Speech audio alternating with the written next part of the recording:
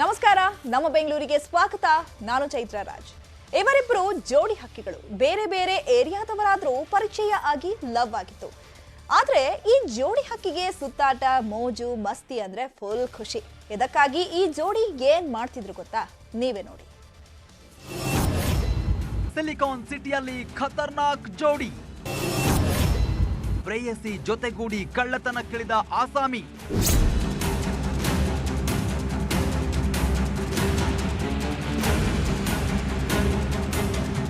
ಈ ಫೋಟೋದಲ್ಲಿರೋ ಈ ಜೋಡಿ ನೋಡೋಕೆ ಅಮಾಯಕ ರೀತಿ ಕಾಣಿಸ್ತಾರೆ. ಏನು ಗೊತ್ತೇ ಇಲ್ಲ ಅನ್ನೋ ರೀತಿ ಪೋಸ್ ಕೊಡ್ತಿದ್ದಾರೆ. ಇವರಿಬ್ರು ಅಮರ ಪ್ರೇಮಿಗಳು. ಶೋಕಿ ಮಾಡೋದಕ್ಕೆ ಇವರು ಆಯ್ಕೆ ಮಾಡ್ಕೊಂಡಿದ್ದು ಕಳ್ಳತನ. ಕಂಡವರ ಬೈಕ್ ಮತ್ತು ಮೊಬೈಲ್ ಕಳ್ಳತನ ಮಾಡ್ತಿದ್ದ ಈ ಕಿಲಾಡಿ ಜೋಡಿ ಈಗ ಮಲ್ಲೇಶ್ವರಂ ಪೊಲೀಸರ ಅತಿಥಿಗಳಾಗಿದ್ದಾರೆ.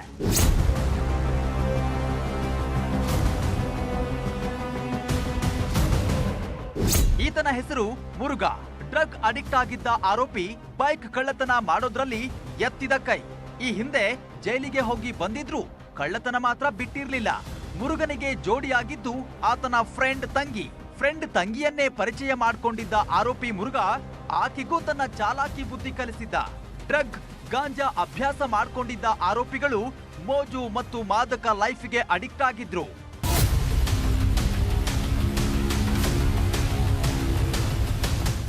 ಇತ್ತೀಚೆಗೆ ಮಲ್ಲೇಶ್ವರಂ ಠಾಣಾ ವ್ಯಾಪ್ತಿಯಲ್ಲಿ ವ್ಯಕ್ತಿಯೊಬ್ಬರಿಂದ ಫೋನ್ ಮಾಡೋಕೆ ಅಂತ ಮೊಬೈಲ್ ಇಸ್ಕೊಂಡು ಎಸ್ಕೇಪ್ ಆಗಿದ್ರು.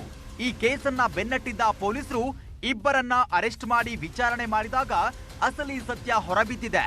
ಬೈಕ್ ಕಳ್ಳತನಕ್ಕೆ ಇಳಿತಿದ್ದ ಪ್ರೇಮಿಗಳು ಬೈಕ್ಗಳನ್ನ ಕದ್ದು ಅವುಗಳನ್ನ ಅಲ್ಪ ಸ್ವಲ್ಪ ಹಣಕ್ಕೆ ಮಾರಾಟ ಮಾಡಿ ಡ್ರಗ್ಸ್, ಗಾಂಜಾ ಖರೀದಿಸಿ ಮಜಾ ಮಾಡ್ತಿದ್ರು. ಯಾಸ್ಮಿನ್ ಮತ್ತೆ ಮುರುಗನ್ನವರು ಇವರು ಬೇಸಿಕಲಿ ಫೋನ್ ಮಾಡ್ತೀವಿ ಅಂತ ಯಾರೊಬ್ಬರ ಹತ್ರ ಮೊಬೈಲ್ ತಗೊಂಡು ಮಾತಾಡೋ ಟೈಪ್ ಆ್ಯಕ್ಷನ್ ಮಾಡಿ ಅಲ್ಲಿಂದ ಅದು ಕಳ್ಳತನ ಮಾಡಿಕೊಂಡು ಹೋಗೋದು ಇವ್ರದ್ದು ಮಾಡಸ್. ಮತ್ತು ಅದೇ ರೀತಿಯಾಗಿ ಟೂ ವೀಲರ್ಸ್ ಕೂಡ ಯಾವುದೊಂದು ಟೂ ವೀಲರ್ ಐಸೋಲೇಟೆಡ್ ಪ್ಲೇಸಲ್ಲಿ ಅಥವಾ ರಾತ್ರಿ ಎಲ್ಲಾದರೂ ಪಾರ್ಕ್ ಮಾಡಿದರೆ ಒಂದು ಹಳೆ ಚಾವಿ ತಗೊಂಡು ಹೋಗಿ ಅದನ್ನು ಸ್ಟಾರ್ಟ್ ಮಾಡಿ ಹೋಗುದು ಇವ್ರದ್ದು ಮಾಡಸ್. ಸದ್ಯ ಇಬ್ಬರನ್ನು ಬಂಧಿಸಿರೋ ಮಲ್ಲೇಶ್ವರಂ ಪೊಲೀಸರು 3 ಬೈಕ್ಗಳು ಮತ್ತು ಮೊಬೈಲ್ ಫೋನ್ಗಳನ್ನ ಜಪ್ತಿ ಮಾಡಿದ್ದಾರೆ. ಪೊಲೀಸರು ಹೆಚ್ಚಿನ ತನಿಖೆ ನಡೆಸುತ್ತಿದ್ದಾರೆ. Muniraju, crime bureau, news 18. ಅದು ಮಧ್ಯರಾತ್ರಿಯ ಸಮಯ. ಬೇರೆ ಕಡೆ ಹೋಗಲು ಯುವತಿ ರ್ಯಾಪಿಡೋ ಬೈಕ್ ಬುಕ್ ಮಾಡಿದ್ಲು. ಯುವತಿ ಇದ್ದ ಜಾಗಕ್ಕೆ ಬಂದ ಬೈಕ್ ಚಾಲಕ ಕರ್ಕೊಂಡು ಹೋಗಿದ್ದ. ಆದ್ರೆ ಮಾರ್ಗ ಮಧ್ಯೆ ಬೈಕ್ನಿಂದಲೇ ಯುವತಿ ಸಿನಿಮೆಯ ಶೈಲಿಯಲ್ಲಿ ಜಂಪ್ ಮಾಡಿದ್ದಾಳೆ. ಅಷ್ಟಕ್ಕೂ ಏನಾಯ್ತು ಬನ್ನಿ ನೋಡೋಣ. ದಿನಾಂಕ ಏಪ್ರಿಲ್ 21, 2023. ಸಮಯ ರಾತ್ರಿ 11:30. ಸ್ಥಳ BMSIT ಕಾಲೇಜು, ರಾಜನಕುಂಟೆ ರಸ್ತೆ.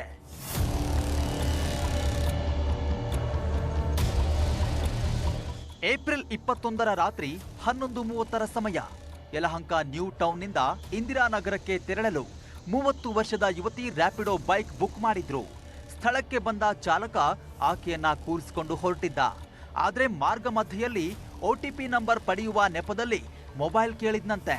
ಆ ಬಳಿಕ ಯುವತಿಗೆ ಮೈಕೈ ಮುಟ್ಟಿ ಅಸಭ್ಯವಾಗಿ ನಡೆದುಕೊಂಡಿದ್ದಾನೆ. ಕಾಮುಕತನ ಕಂಡು ಕಂಗಾಲಾದ ಯುವತಿ ಬೈಕ್ನಿಂದ ಜಂಪ್ ಮಾಡಿದ್ದಾರೆ.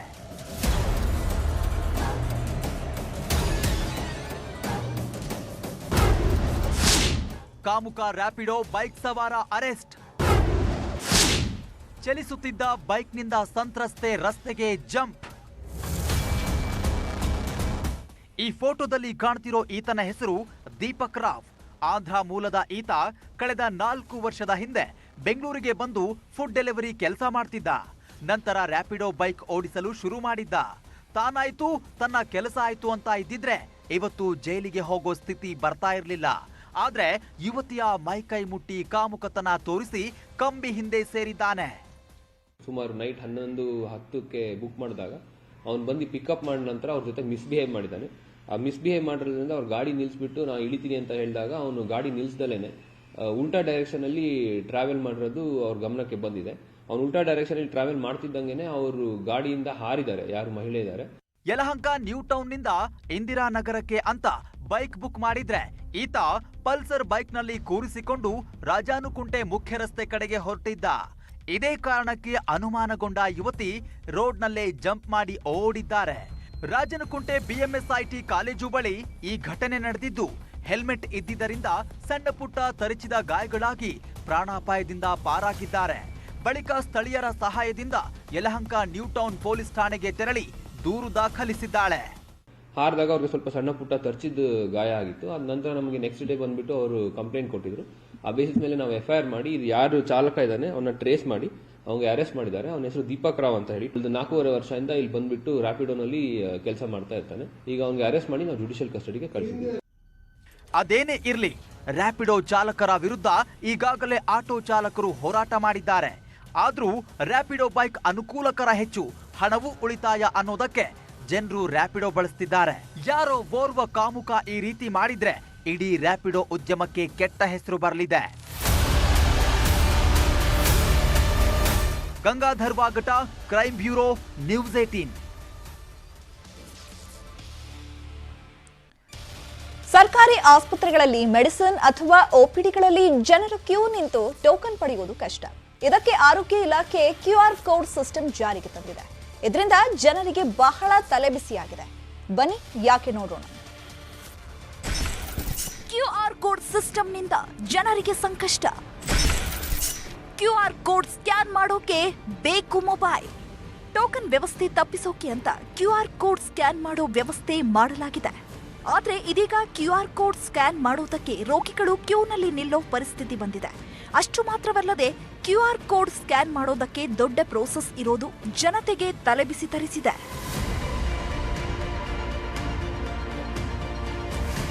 ಜನರಿಗೆ ಸಮಸ್ಯೆ ಆಗಿರೋದಕ್ಕೆ ಕಾರಣ ಅಂದ್ರೆ QR ಕೋಡ್ ಸಿಸ್ಟಮ್.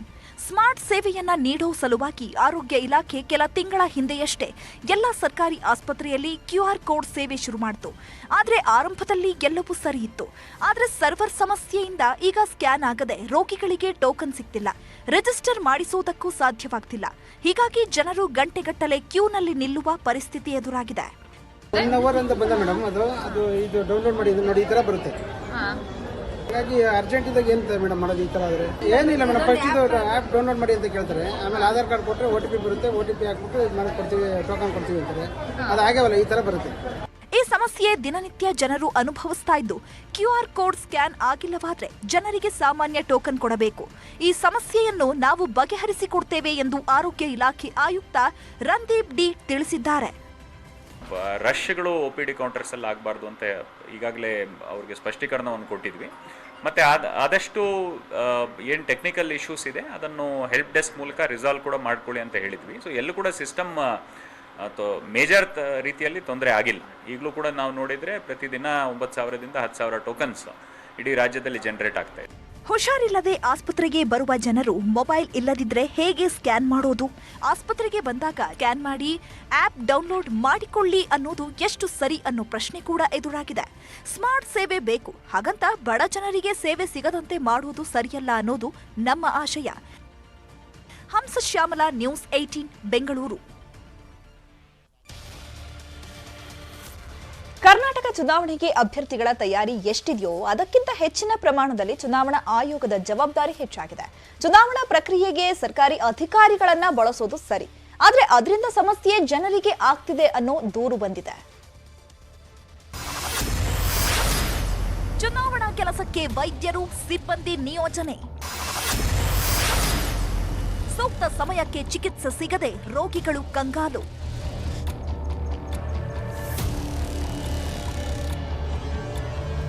ಚುನಾವಣೆ ಕರ್ತವ್ಯಕ್ಕಾಗಿ ಚುನಾವಣಾ ಆಯೋಗ ಸರ್ಕಾರಿ ಸಿಬ್ಬಂದಿಗಳನ್ನ ನೇಮಿಸಿಕೊಂಡಿದೆ. ಅದರಲ್ಲೂ ಚುನಾವಣಾ ಆಯೋಗ ವೈದ್ಯಕೀಯ ಸಿಬ್ಬಂದಿಗಳನ್ನ ನೇಮಕ ಮಾಡಿಕೊಂಡಿರೋದು ಸಂಕಷ್ಟ ತಂದೊಡ್ಡಿದೆ. ಸರ್ಕಾರಿ ಆಸ್ಪತ್ರೆಯಲ್ಲಿ ಸಿಬ್ಬಂದಿ ಕೊರತೆಯಿಂದ ರೋಗಿಗಳು ಪರದಾಡುವಂತಾಗಿದೆ. ಸರಿಯಾದ ಸಮಯಕ್ಕೆ ಚಿಕಿತ್ಸೆ ಸಿಗದೆ ರೋಗಿಗಳು ಹೈರಾಣಾಗಿದ್ದಾರೆ.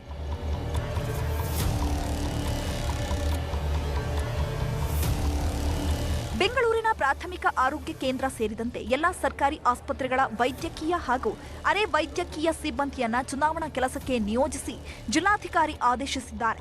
ಇಂದಿರಾನಗರದ ಸರ್ CV ರಾಮನ್ ಸಾರ್ವಜನಿಕ ಆಸ್ಪತ್ರೆ, ಜಯನಗರ ಆಸ್ಪತ್ರೆಯಲ್ಲಿ 90% ಸಿಬ್ಬಂದಿಯನ್ನು ಚುನಾವಣಾ ಕಾರ್ಯಕ್ಕೆ ನಿಯೋಜನೆ ಮಾಡಲಾಗಿದೆ. ಹೀಗಾಗಿ ಚಿಕಿತ್ಸೆಗೆ ತೊಂದರೆಯಾಗ್ತಿದೆ ಅಂತ ಆರೋಗ್ಯ ಇಲಾಖೆ ಆಯುಕ್ತರಿಗೆ ಹಾಗೂ ಚುನಾವಣಾಧಿಕಾರಿಗಳಿಗೆ ಆಸ್ಪತ್ರೆಯಿಂದ ಪತ್ರ ಬರೆಯಲಾಗಿದೆ. ಕೆಲವೊಂದು ಆಸ್ಪತ್ರೆಗಳಲ್ಲಿ ಇನ್ಫ್ಯಾಕ್ಟ್ ಸಂಪೂರ್ಣವಾಗಿ ತೆಗೆದುಕೊಂಡಿದ್ದಾರೆ. ಇನಿಷಿಯಲ್ ಲಿಸ್ಟ್ ನಮಗೆ ಬಂದಾಗ C V Raman hospital, Jayanagar ಹಾಸ್ಪಿಟಲಲ್ಲಿ ಆಲ್ಮೋಸ್ಟ್ 90% ಪ್ಯಾರಾಮೆಡಿಕಲ್ ಸ್ಟಾಫ್ಗೆ ಎಲೆಕ್ಷನ್ ಡ್ಯೂಟಿ ಆರ್ಡರ್ಸ್ ಬಂದಿತ್ತು. ಸೊ ಅದಕ್ಕೆ ನಾವು ಸಂಪೂರ್ಣವಾಗಿ ವಿನಾಯಿತಿ ಮಾಡಿ ಏನು ಅಡ್ಮಿನಿಸ್ಟ್ರೇಟಿವ್ ಸ್ಟಾಫ್ ಇದ್ದಾರೆ ಆ ಆಸ್ಪತ್ರೆಗಳಲ್ಲಿ ಅವ್ರಿಗೆ ತಗೊಳ್ಳಿ ಅಂತ ಹೇಳಿದ್ವಿ. ಬೆಂಗಳೂರಿನ ಆಸ್ಪತ್ರೆಯಲ್ಲಿ ವೈದ್ಯಕೀಯ ಸಿಬ್ಬಂದಿ ಕೊರತೆ ಉಂಟಾಗಿದೆ. ಜೊತೆಗೆ ರೋಗಿಗಳು ಗಂಭೀರ ಸ್ಥಿತಿಯಲ್ಲಿ ಬಂದರೂ ಸಕಾಲದಲ್ಲಿ ಚಿಕಿತ್ಸೆ ಸಿಗದೆ ಸಂಕಷ್ಟ ಪಡುವ ಸ್ಥಿತಿ ನಿರ್ಮಾಣವಾಗಿದೆ. ಹೊರ ರೋಗಿಗಳ ವಿಭಾಗದಲ್ಲಿ ಚಿಕಿತ್ಸೆ ಸಿಗದೆ ರೋಗಿಗಳು ಗಂಟೆಗಟ್ಟಲೆ ಕಾಯುವಂತಾಗಿದೆ. ಇಲ್ಲಿ ತಗೊಂಬಂದಿ ಟೋಕನ್ ಅಂತ ಹೇಳಿ ಇಲ್ಲಿನೇ ಫಸ್ಟ್ ಸ್ಟಾರ್ಟಿಂಗು, ಇಲ್ಲಿಂದ ಮುಂದಕ್ಕೆ ಹೋಗ್ಬೇಕು. ಅಲ್ಲಿ ಹೋದ್ರೆ ತುಂಬಾ ಕ್ಯೂ ಇದೆ. ಇಲ್ಲ ಡಾಕ್ಟರ್ಸ್ ಬೇಕು, ಸಿಬ್ಬಂದಿಗಳು ಬೇಕು, ಎಲ್ಲ ಬೇಕು. ನಾನು ಇವಾಗ ಬಂದು 1 ಅವರ್ ಆಯ್ತು ಸರ್. 1 ಅವರ್ ಆಯಿತು. ನಂದು ಕಾಲು ಫ್ರ್ಯಾಕ್ಚರ್ ಆಗಿದೆ. ಬಟ್ ಈಗ ನನಗೆ ಟೋಕನ್ ಆನ್ಲೈನ್ ಆಗಿರೋದ್ರಿಂದ ಟೋಕನ್ ಸ್ವಲ್ಪ ಲೇಟ್ ಆಯಿತು. ಕೆಲವು ಡಿಪಾರ್ಟ್ಮೆಂಟ್ ಇರಲಿಲ್ಲ. ಕೆಲವು ಡಿಪಾರ್ಟ್ಮೆಂಟಲ್ಲಿ ಡಾಕ್ಟರ್ಸ್ ಕಡಿಮೆ ಇದೆ, ಕೆಲವು ಡಿಪಾರ್ಟ್ಮೆಂಟ್ ಡಾಕ್ಟರ್ ಇದ್ದಾರೆ. ಕಳೆದೊಂದು ವಾರದಿಂದ ಜ್ವರ ಸೇರಿದಂತೆ ಸಾಂಕ್ರಾಮಿಕ ರೋಗಗಳು ಅಧಿಕವಾಗಿವೆ. ವೈದ್ಯರು ಹಾಗೂ ಅರೆ ವೈದ್ಯಕೀಯ ಸಿಬ್ಬಂದಿಗೆ ಚುನಾವಣಾ ಕರ್ತವ್ಯದಿಂದ ವಿನಾಯಿತಿ ನೀಡುವಂತೆ ಆರೋಗ್ಯ ಇಲಾಖೆ ಆಯುಕ್ತರು ಪತ್ರ ಬರೆದಿದ್ದಾರೆ. ಸ್ವಲ್ಪ ಟೆಕ್ನಿಕಲ್ ಸ್ಟಾಫು ಮತ್ತು ಏನು ಅಡ್ಮಿನಿಸ್ಟ್ರೇಟಿವ್ ಸ್ಟಾಫ್ ಇದ್ದಾರೆ ಅವ್ರಿಗೆ ತಗೊಳ್ಳಿ. ಬಟ್ ಯಾವುದೇ ಕಾರಣಕ್ಕೂ ನಮ್ಮ ಪ್ಯಾರಾಮೆಡಿಕಲ್ ಸ್ಟಾಫನ್ನು ನಾವು ವಿನಾಯಿತಿಗೆ ಎಲೆಕ್ಷನ್ಗೆ ಬಿಟ್ಕೊಡ್ಲಿಕ್ಕೆ ಆಗಲ್ಲ. ಯಾಕಂದರೆ ಎಲ್ಲ ಎಮರ್ಜೆನ್ಸಿ ಸರ್ವಿಸಸ್ಸು ಅಫೆಕ್ಟ್ ಆಗುತ್ತೆ. ಎಲೆಕ್ಟಿವ್ ಸರ್ಜರೀಸ್ ಮಾಡೋರು ಇರುತ್ತೆ, ಅದೆಲ್ಲ ಅಫೆಕ್ಟ್ ಆಗುತ್ತೆ. OPD ಕನ್ಸಲ್ಟೇಷನ್ ಟೈಮಲ್ಲಿ ಇನ್ ಪೇಷಂಟ್ಸ್ ಟ್ರೀಟ್ಮೆಂಟ್ ಎಲ್ಲ ಕೂಡ ಅಫೆಕ್ಟ್ ಆಗೋ ಕಾರಣ ಅವ್ರಿಗೆ ವಿನಾಯಿತಿ ಕೊಡಿ ಅಂತ ಕೇಳಿದ್ವಿ. ಆ ಇಲಾಖೆ ಪಟ್ಟಿಯಲ್ಲಿ ಡಾಕ್ಟರ್ ಸೇರಿಸ್ಕೊಂಡು ನಮ್ಮ ಹತ್ರ ಕಳಿಸ್ಬಿಟ್ರು. ಇದಕ್ಕಾಗಿ ಡಾಕ್ಟರ್ ಹೋಗ್ಬಿಟ್ರು. ಅದೆಲ್ಲ ಆ ಥರ ಡಾಕ್ಟರ್ಸ್ಗಳಿಗೆ, ಅನಿಮಲ್ ಹಸ್ಬೆಂಡ್ರಿಯಲ್ಲಿ ಮಾಡ್ತಕ್ಕಂಥ ನಮ್ಮ ವೆಟರ್ನರಿ ಮೆಡಿಕಲ್ ಆಫೀಸರ್ಸ್ಗಳಿಗೆ ಅವರೆಲ್ಲರಿಗೂ ನಾವು ಎಕ್ಸಾಮ್ಷನ್ ನೀಡಿದ್ದೇವೆ.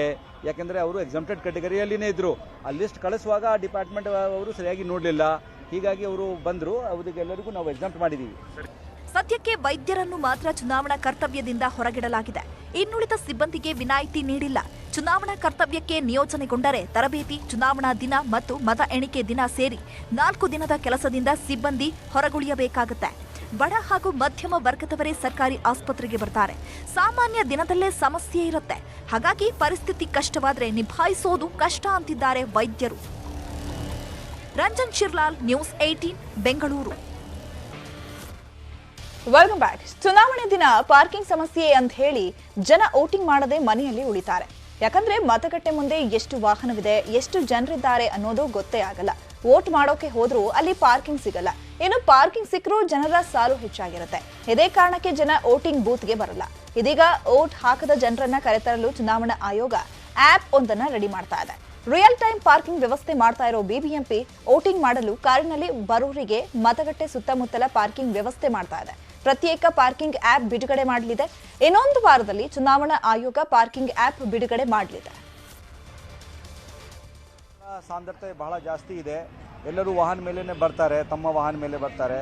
ಅವರಿಗೆ ಪಾರ್ಕಿಂಗ್ ವ್ಯವಸ್ಥೆ ಸರಿಯಾಗಿ ಇರಲ್ಲ ಅಂತ ಭಾವನೆಯಿಂದ ಯಾಕೆ ನಾವು ಹೋಗಬೇಕು ಮತಗಟ್ಟೆಗೆ ಅಂತ ಭಾವನೆ ಇರಬಾರ್ದು ಅಂತ ದೃಷ್ಟಿಯಿಂದ ನಾವು ಒಂದು ಪಾರ್ಕಿಂಗ್ ಆ್ಯಪ್ ಡೆವಲಪ್ ಮಾಡಿದ್ದೇವೆ. ನಾವು ಅಂದರೆ ಚೀಫ್ ಎಲೆಕ್ಟೋರಲ್ ಆಫೀಸರ್, ನಮ್ಮ ಸ್ಟೇಟ್ ಎಲೆಕ್ಟೋರಲ್ ಆಫೀಸರ್ನಲ್ಲಿ ಸೂರ್ಯ ಸೇನ್ ಅವರು ಮತ್ತು ನಮ್ಮ ಆಫೀಸ್ನಲ್ಲಿ ಉಜ್ವಲ್ ಘೋಷ್ ಅವರು ಸೇರಿಕೊಂಡು ಈ ಆ್ಯಪನ್ನು ತಯಾರು ಮಾಡಿದ್ದಾರೆ.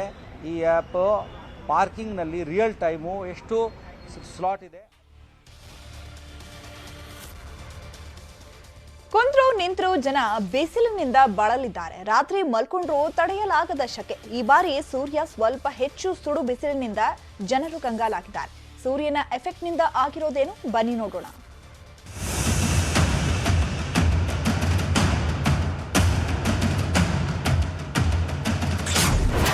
ಬೆಸ್ಕಾಂ ವ್ಯಾಪ್ತಿಯಲ್ಲಿ ವಿದ್ಯುತ್ ಬಳಕೆ ಭಾರೀ ಏರಿಕೆ. ಬಿಸಿಲ ತಾಪ ತಡೆಗೆ ಎಸಿ, ಫ್ಯಾನ್, ಕೂಲರ್ ಮೊರೆ.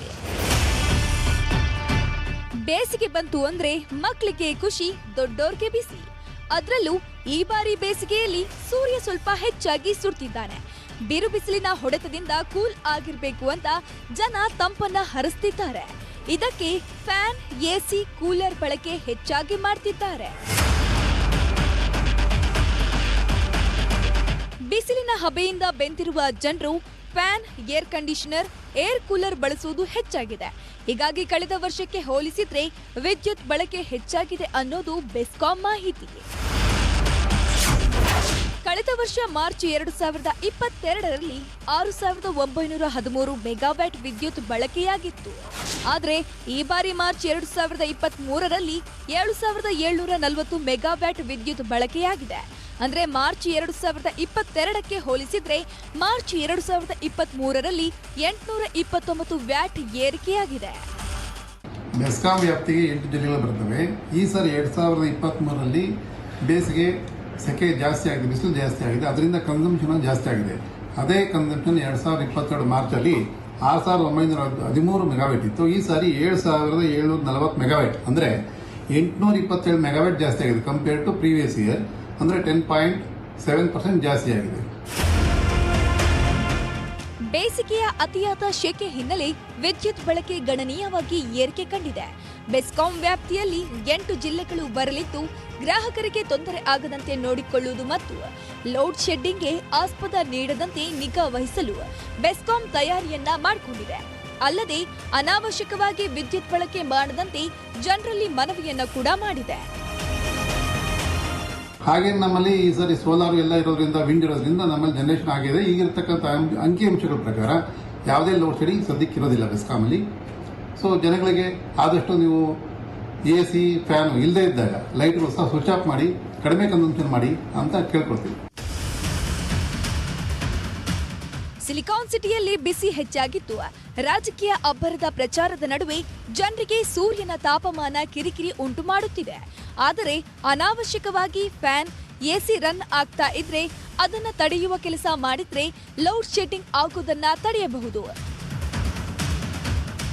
ರಂಜನ್ ಶಿರ್ಲಾಲ್, ನ್ಯೂಸ್ 18 ಬೆಂಗಳೂರು.